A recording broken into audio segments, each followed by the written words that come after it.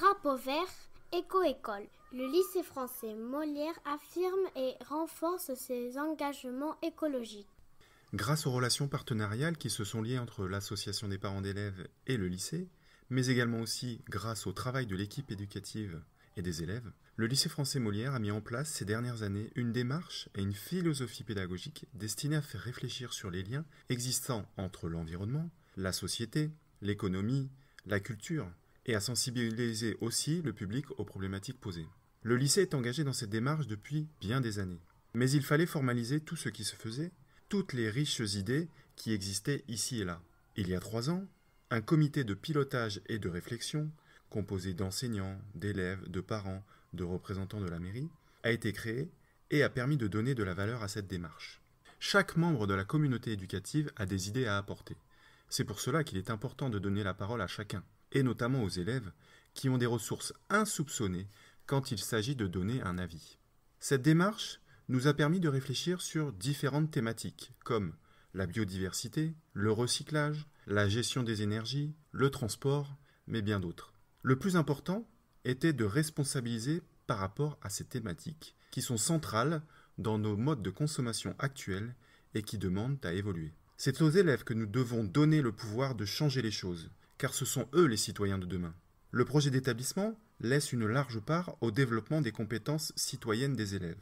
Les compétences liées au respect de l'environnement en font partie. Chaque degré, chaque niveau, chaque classe, chaque groupe d'élèves a donc mis en place des projets, des actions. Les derniers sont révélateurs de ce travail pluridisciplinaire.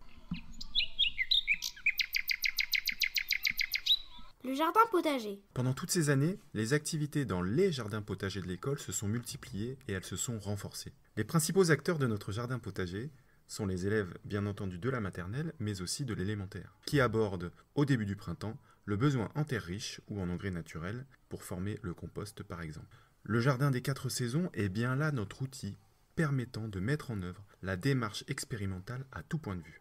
Un travail sur les expressions de la langue française a également été réalisé en classe par les élèves de CE2 autour du thème du jardin. Je me fends la poire, je n'ai plus un radis, j'ai la pêche, et encore beaucoup d'autres expressions qui ont permis à nos élèves de travailler sur la polysémie des mots. Nous avons beaucoup appris sur la manipulation des graines grâce à des ateliers lors desquels nous avons ramassé celles des années antérieures et nous avons aussi pu assister à l'apparition de plantes mystérieuses qui ont poussé toutes seules. Dans notre jardin potager se sont désormais installés de nouveaux habitants, des abeilles, des vers de terre, des oiseaux, que nous adorons observer.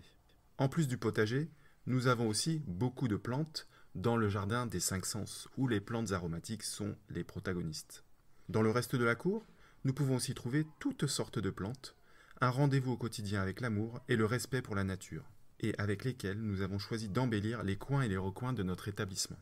Le jardin pédagogique permet aussi de mettre en œuvre la démarche expérimentale en classe dès le plus jeune âge. En maternelle, des questions comme « Qu'est-ce qui pousse ? Comment ça pousse ? Comment fait-on du compost ?»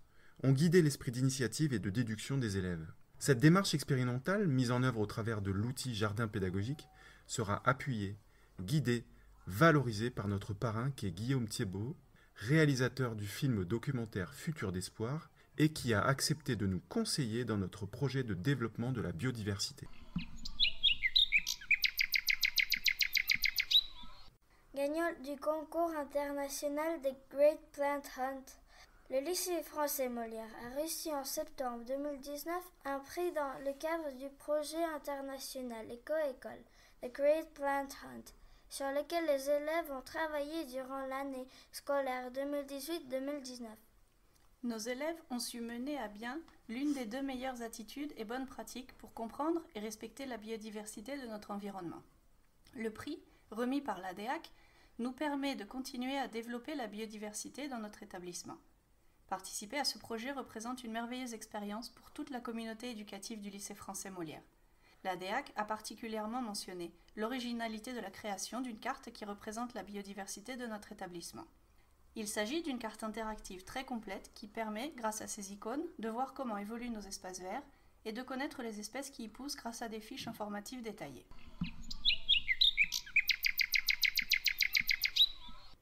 Écoquartier, le projet de maquette des élèves de CM2.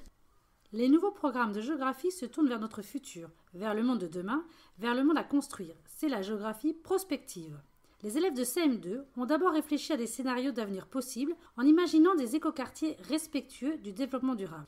Nous avons fait des études de cas d'écoquartiers de petites communes de France pour relever les propositions les plus intéressantes. Puis ils se sont lancés dans la construction de maquettes en groupe ou individuellement, seuls ou secondés par leurs parents, supervisés par leurs professeurs de géographie. Ils ont recyclé des objets et des matériaux pour la réalisation de ces maquettes.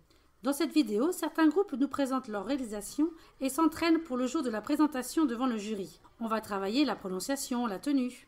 Ils ont repris toutes leurs idées pour bien mettre en valeur l'objectif environnemental de chaque élément de ces maquettes. Le grand oral a eu lieu dans la salle polyvalente. Nous ne serons peut-être pas tous des architectes ou des spécialistes de l'écologie, mais nous pouvons vous assurer que nous sommes déjà tous conscients de l'importance de cette réflexion sur notre futur. Respecter notre terre, c'est possible. Il faut y croire et agir.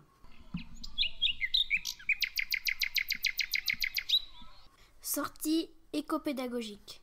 Au cours de l'année, les élèves de maternelle et de primaire réalisent des sorties éco-pédagogiques autour des thématiques de la biodiversité, de l'énergie et du recyclage. Les visites et sorties de proximité sont autant d'occasions de valoriser l'utilisation des ressources locales et donc de respecter notre environnement.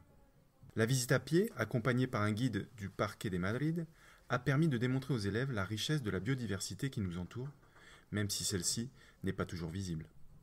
Les élèves de CE1 et CE1-CE2 ont visité les installations apicoles Aula Apicola Sierra de Hoyo, située dans une merveilleuse réserve naturelle de 260 hectares à Hoyo de Manzanares.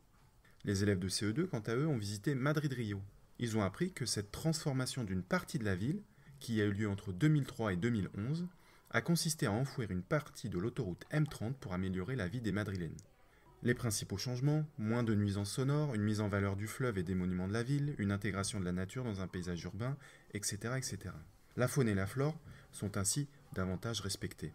Les classes élémentaires ont eu le privilège de découvrir de l'intérieur l'usine de compost, mais aussi celle de valorisation des déchets de Villanueva de la Cañada.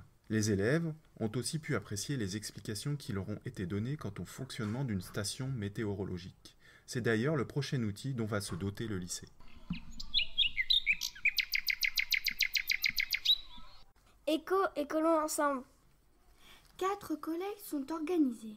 Bouchons en plastique, cartouches d'encre, matériel scolaire et piles. Ce sont les délégués qui ont décidé de ces collectes et qui sont responsables. Chaque collecte est réalisée dans un objectif précis. Aide apportée à des enfants, réinsertion dans la vie professionnelle ou simplement recyclage de matériel habituellement jeté. Un espace éco-documentaire a été créé à la médiathèque primaire et à la médiathèque secondaire. Les documents exposés abordent les thèmes du développement durable, du sport, de la santé et de la prévention de la santé. Hygiène, tabac, drogue.